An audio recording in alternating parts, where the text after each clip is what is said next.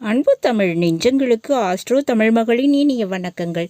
இன்றைய பதிவில் மிதுன ராசியில் பிறந்த நண்பர்களே, கடவுள் கூட கொடுக்க முடியாததை கர்மா கொடுக்கும்னு சொல்லுவாங்கங்க.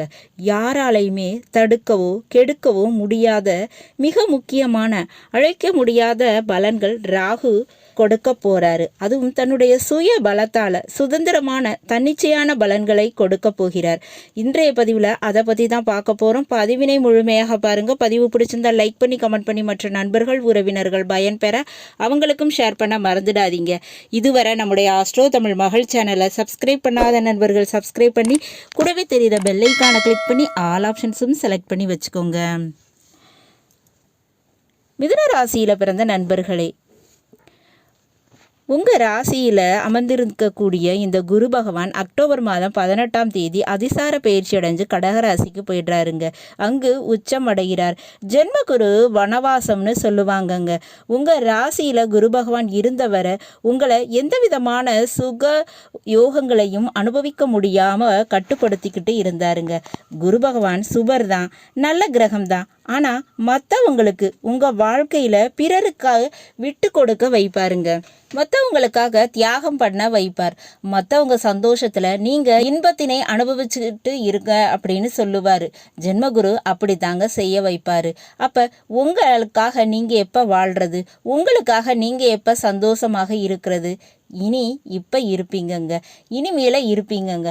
காரணம், இந்த குரு பகவான் விலகி 2ஆம் வீடான கடகராசிக்கு போகிறாரு. இதனால் வர மற்றவங்களுக்காக பணத்தினை கொடுத்து வந்த நீங்கள் இனி மற்றவங்க கிட்ட இருந்து உங்களுக்கு பணம் கிடைக்குங்க. பிறருக்கு பாசத்தை கொடுத்துருப்பீங்க, இனி உங்களுக்கு பாசம் கிடைக்கும். மற்றவங்களுக்கு நீங்கள் ஹெல்ப் பண்ணி இருந்திருப்பீங்க, இப்போ உங்களுக்கு ஹெல்ப் கிடைக்கும். இந்த ஒரு நேரத்தில் 9ஆம் வீடான கும்பராசியில் இருந்த ராகுவை குரு பகவான் பார்த்துக்கிட்டு கண்ட்ரோல் பண்ணிக்கிட்டு இருந்தார். ராகு குருவினுடைய நட்சத்திரத்தில் பூரட்டாதி நட்சத்திரத்தில் பயணித்து கொண்டிருந்தார். நவம்பர் மாதத்திற்கு பிறகு சதய நட்சத்திரத்துக்கு போக போறாருங்க. அது அவருடைய சுய நட்சத்திரம். அப்ப ராகுக்கு பலம் கூடுதுங்க. மேலும் ராகு இருக்கின்ற ராசியான கும்பராசிக்கு அதிபதியான சனி மீன ராசியில இருக்கிறாரு, வக்ரத்துல இருக்காரு. அப்ப 9ஆம் வீட்டுக்கு உரிய வேலையை ராகு மட்டும்தான் செய்ய போறாரு.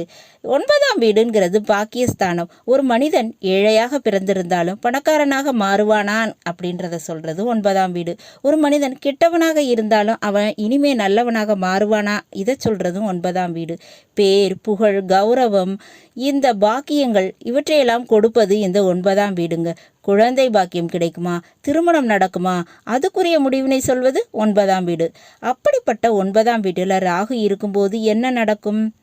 மிதுன ராசியில் பிறந்தவங்களுக்கு 2ஆம் வீட்டில் தனஸ்தானத்தில் குரு பகவான் இருக்காரு, 9ஆம் வீட்டில் ராகு பகவான் இருக்காரு.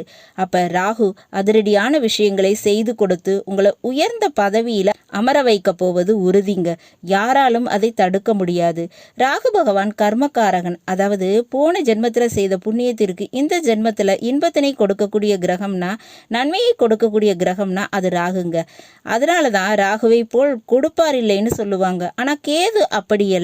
போன ஜென்மத்தில் செய்த பாவத்திற்கு தண்டனையை கொடுக்கக்கூடியவர். கேது 3ஆம் வீட்டில் இருக்காரு, ராகு 9ஆம் வீட்டில் இருக்காரு. அப்ப நன்மைகள் மட்டுமே நடக்கக்கூடிய காலம் இது. அப்ப மிதுன ராசியில பிறந்தவங்களுக்கு 2ஆம் வீட்டில் குரு இருந்தாலும் நல்லது தாங்க.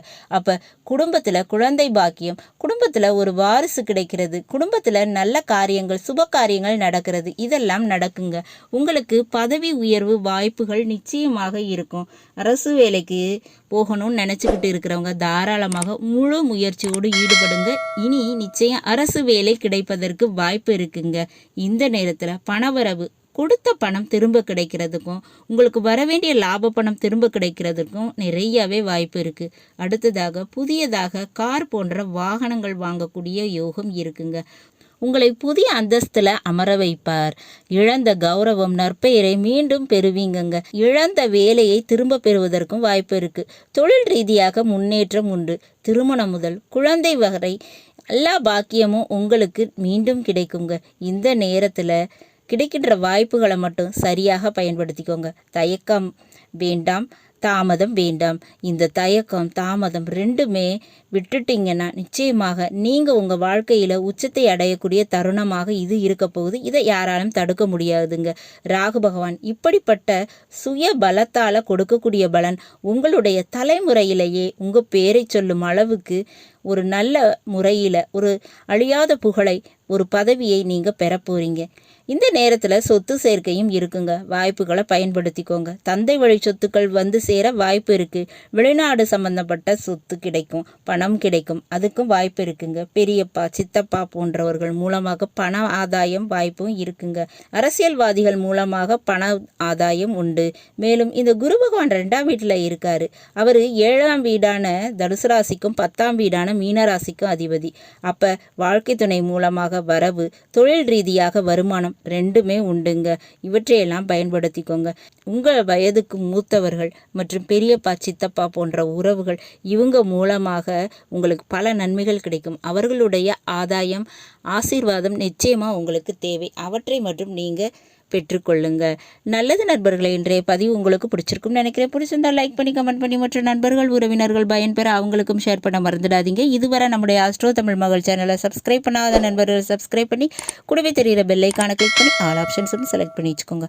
மீண்டும் நல்லதொரு வாய்ப்பினில் உங்கள் அனைவரையும் சந்திக்கிறேன். அதுவரை ஆஸ்ட்ரோ தமிழ் மகளின் அன்பு கலந்த வணக்கங்கள். நன்றி.